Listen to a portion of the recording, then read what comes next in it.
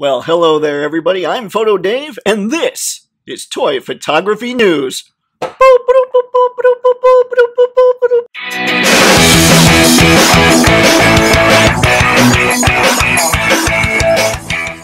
Well, hello there, ladies and gents, and welcome to Toypixx, a channel dedicated to helping you and helping me get a whole lot better at our action figure photography. So, if that sounds cool to you, go ahead and click subscribe while I describe what's going on in this video. Ladies and gentlemen, I believe I figured out the proper format for Toy Photography News. We're going to break it up into 5 sections every week. The first section, I'm talking action figures. The second section, I'm talking dios. The third section, I'm talking props. And the fourth section, I'm talking weapons, with a special 5th section at the very end for what I will call an action figure editorial. This week, I'm discussing figure pricing because why not? So, let's get to it.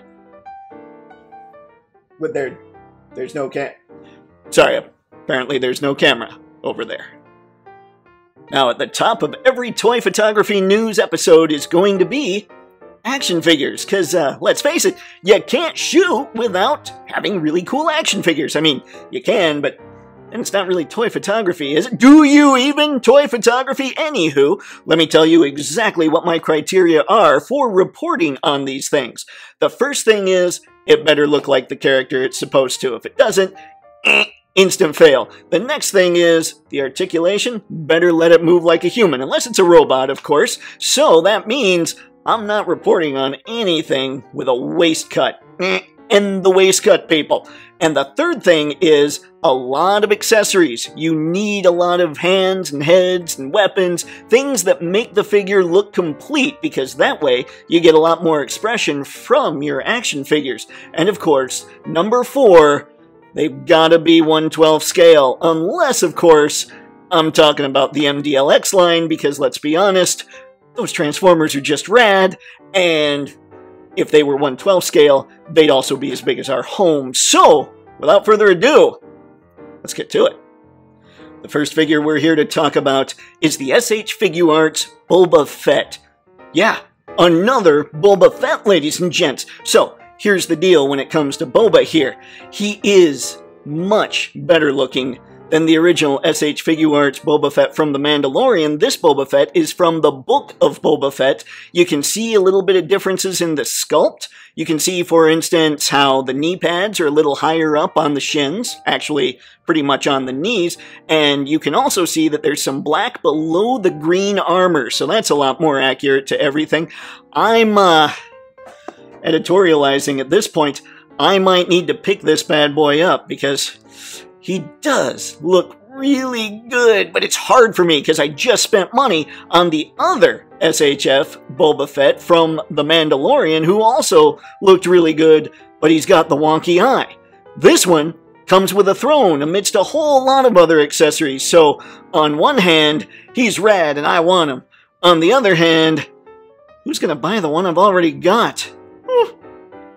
Earlier this week, 3-0 put up for pre-order their Transformers MDLX Nemesis Prime. Now, if you haven't seen my MDLX Optimus Prime review, check that out. Links in the description. Wink wink, nudge nudge. But if you check that out, you'll realize this Nemesis Prime is the exact same figure, but all in black. And teal and red, and there's some purple for Decepticon logos. But the point is, it's the same figure, just totally different colors. If you dig what it looks like, go for it.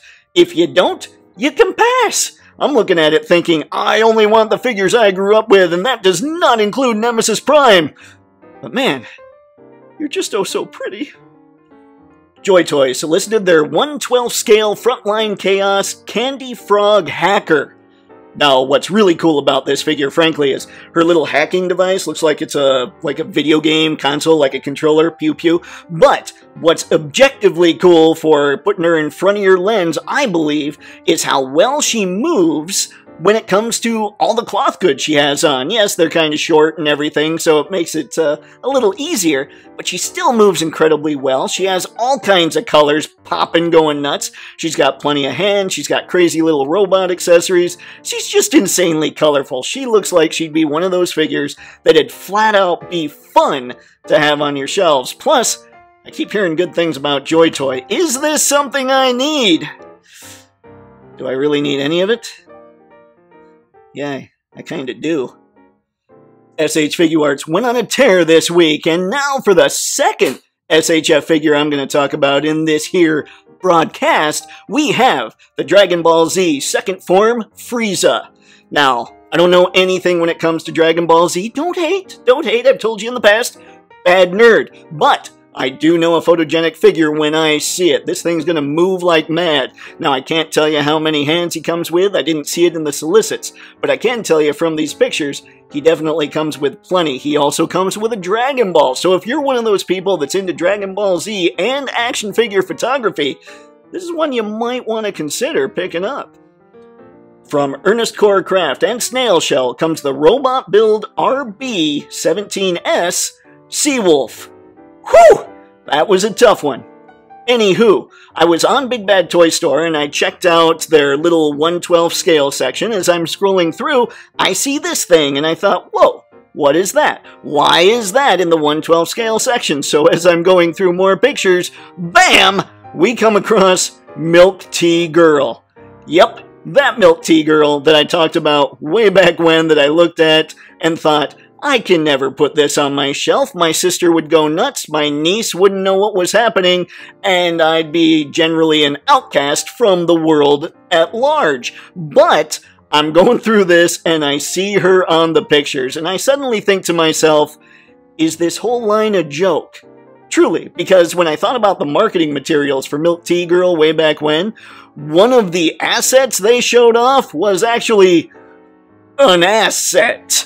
So I kind of thought, well, that's kind of ridiculous that they'd say that's a feature. But then I see these things and I'm thinking, this whole thing kind of feels like a joke. I mean, it's a cool looking joke. She's always looked kind of just goofy and ridiculous, and add goofy and ridiculous robots, and it's funny. It actually would make a hilarious display on your shelves, but should I? Because as I look at these, I think they're a little wrong. Milk Tea Girl is going to be one of those things that people are like, ooh, I don't know, Dave. But at the same time, I kind of want to be in on the ground floor of the joke.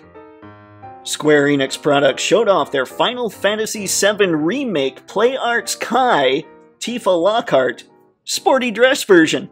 That's right, I got through all that on the third take. Here's what's cool about this one.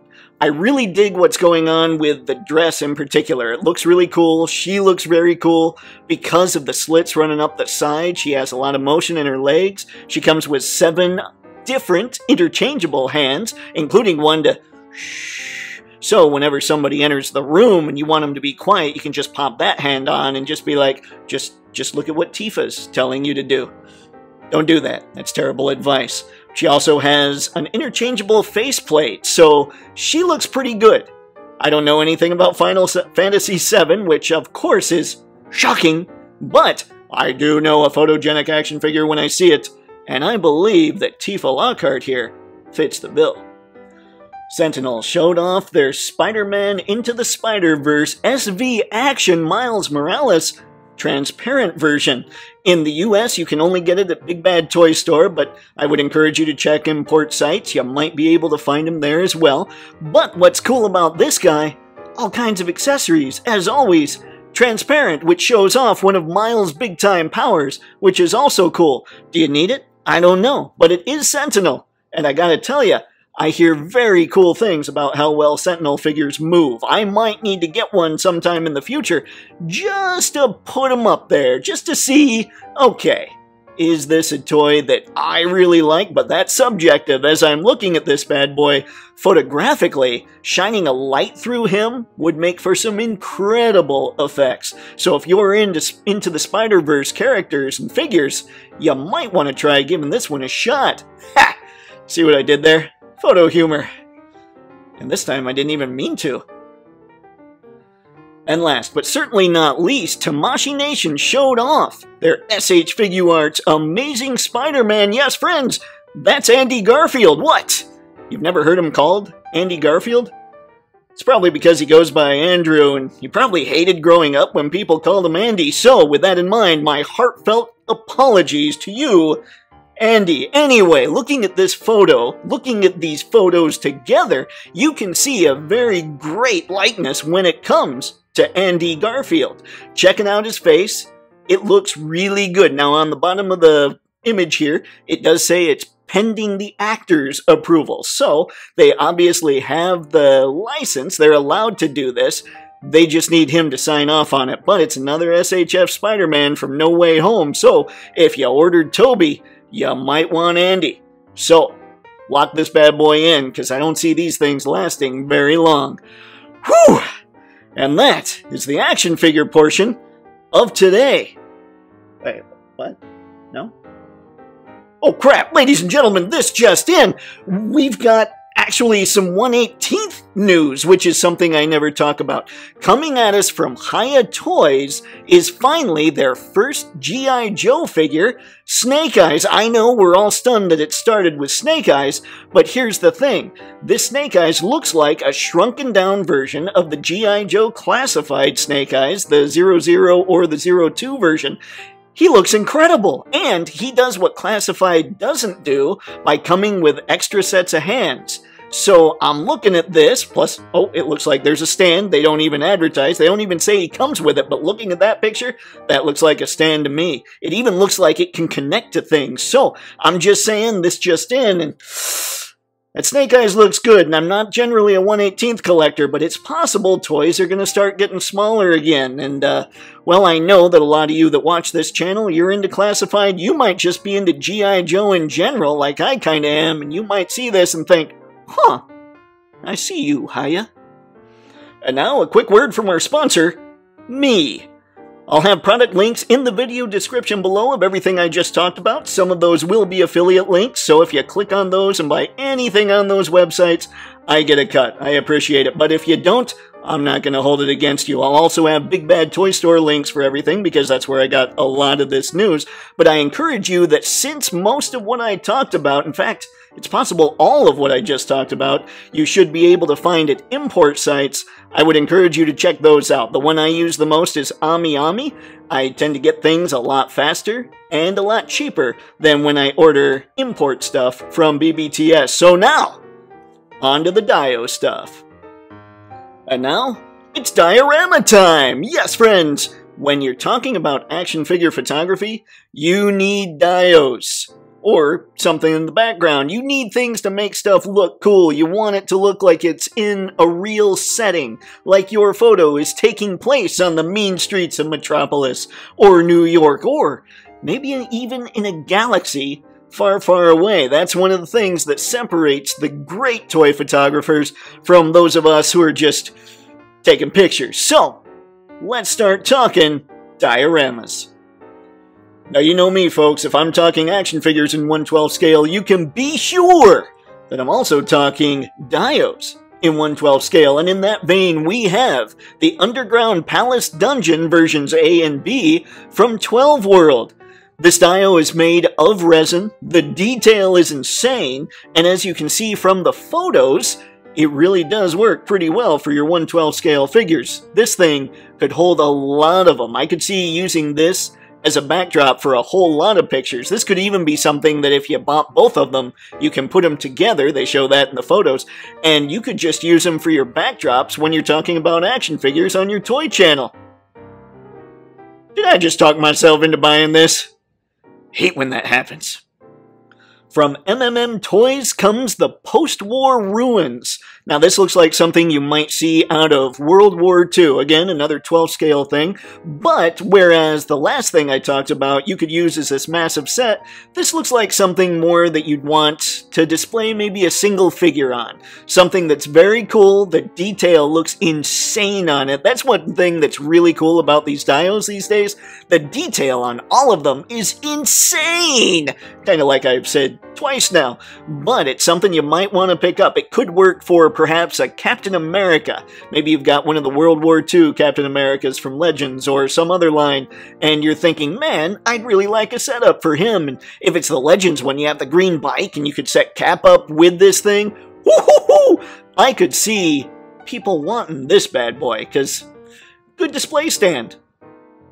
Going from Big Bad Toy Store over to Etsy, where, let's face it, you find some good stuff when it comes to 1/12 scale anything over on Etsy. We have the Black Series Rebel Command Center from Toy Developers Depot. This thing is incredible. That table, yeah, it really lights up. I was looking at the description and all that good stuff, and it's 2 feet by 2 feet. It's 11 inches high. It is also not made of foam. They make sure to point that out just because of the sturdy construction. In fact, let me read what it says real quick. That's right, I'm cheating. It says, the screens do light up as shown in the images. The structure also has a functioning sliding door. The diorama is not made of foam. It was constructed using sheetrock, resin, wood, and hardboard. So, it's going to be pretty sturdy. It's going to be pretty awesome. You look at the pictures, you know it's also going to be awfully detailed. Now, there's only one left, so if this is something you're looking at and you're really digging, you might want to go jump on it. Sticking with Etsy, and from Made 1979 Customs, we have the Infirmary, another 1/12 scale dio, beautiful for action figure photography. Now, I don't know about you, but when I was first looking at these pictures, all I thought was Insane Asylum. Way back when, totally abandoned, the perfect place for your evildoers to hatch their evildoer schemes. A place where any normal person might look at and think, I don't want to go in there. That thing's haunted. I don't want ghosts scaring me. But, you know, maybe the Joker's hanging out in there. Maybe Kingpin's got some goons that hatch their schemes there. Who knows what you could use this thing for? I just know looking at it, it can definitely be used for some quality action figure photography. And now from Simple Backdrops, we have the Rooftop Backdrop / Diorama for 1/12 scale action figures, City View. Yes, friends, you need some place to shoot Spider-Man or Batman at night when they're up there brooding, or maybe enjoying some Twinkies. I don't know. Who knows what props you've got hanging out for your action figures? All I know is looking at this thing, I know if you light these things correctly, and if you have the right props and if you have the right figures, you're going to take a great photo using this backdrop. From Dragon Horse, you have the DHE004 Camping Accessory Set for your 1/12 scale action figures. Now, I found this on Big Bad Toy Store. It might be all over the place. I don't know. I barely know what I'm talking about now, but I do know that looking at this, these are going to add a lot to any of your outdoor action figure photography, or anything that looks like it's set up outdoors. You have a grill, you have a chair, you have multiple knives, you have a pot, you have a pan, you have a coffee pot, you even have one of those things that you take out that you use to make pizza, like the hot iron thingy where you put pepperoni. I should stop talking about things I don't know about, but again, I do know that this set will make your photos look pretty snazzy. You might even smell like s'mores when you're done shooting them. Switching back to Etsy, we have Splosions! From the Toy Developers Depot, we have an actual explosion effect. Very cool stuff, and being that I'm a huge classified nerd these days, and being that I have all kinds of comic book figures too, an explosion? That could be something that I could work into toy photos easy for a little bit of that extra cool. And if you think you can, hey, head over to Etsy, grab it. Link in the description below. I'm a big-time sucker when it comes to city dios. I like to make things look all grim and gritty and all that good stuff, unless I'm taking a picture of Superman, because let's be honest, hope, not something the S stands for.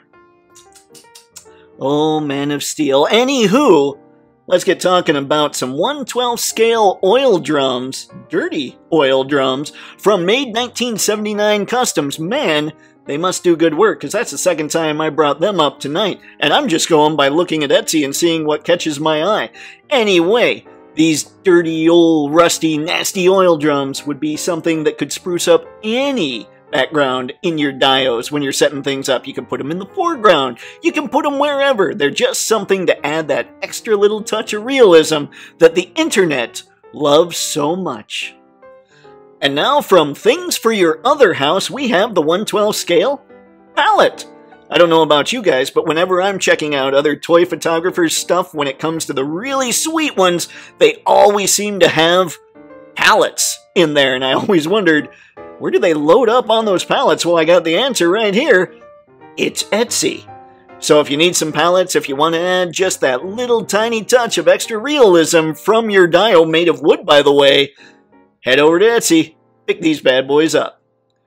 And folks, that's it for the prop portion of today's toy photography news. So please, if you've gone this far, you might as well comment with any artists or accessories or dios or any of that stuff you know of that you think I should be talking about, because let's be honest, I'm just kind of scanning and I'm seeing stuff that I think looks cool on the first couple pages.